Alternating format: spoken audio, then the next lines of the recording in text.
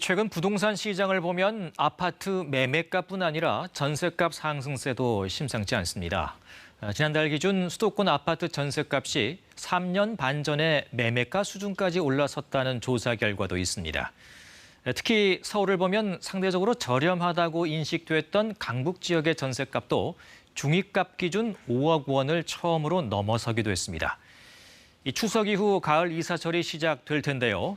대출 규제까지 거론되는 상황에서 지난해 가을 같은 전세난이 재현되는 게 아니냐는 우려가 나옵니다. 허효진 기자가 취재했습니다. 2달 뒤 입주를 시작하는 서울 동대문구의 아파트 단지입니다. 입주를 앞두고 매물이 늘면 보통 전셋값이 떨어지기 마련이지만 분위기가 좀 다릅니다. 매매가 대비 전세가율 대비해서 자기들이 생각하는 그 금액하고 너무 다르다. 많이 차이가 난다. 그 한 가지 멈칫.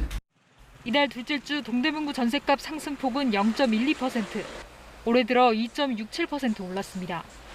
지난해 같은 기간 상승률 1.75%를 이미 넘어섰습니다.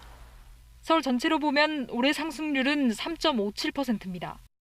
매물은 줄고 가격은 오르다 보니 거래량도 뚝 떨어졌습니다. 지난달 서울의 아파트 임대차 거래량은 12,000여 건, 지난해 9월 전세난 때보다 1,000건 정도 더 적습니다. 이 가운데 월세를 낀 이른바 반전세 비중은 계속 커져 40%에 육박합니다. 지난해 가을 전세난 속에 정부는 올해 수도권에만 공공전세주택과 신축 매입 임대 등 2만 2천여 가구를 마련하겠다고 밝혔습니다.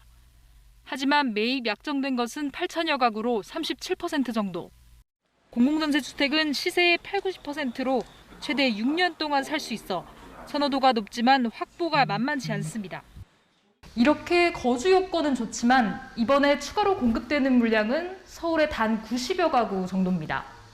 가을 이사 수요가 본격화되고 여기에 사전 청약에 따른 대기 수요까지 늘어날 것으로 보여 추석 이후 전세 시장은 더 불안해질 수 있습니다.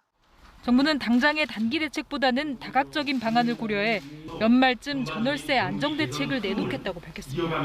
KBS 뉴스 허효진입니다.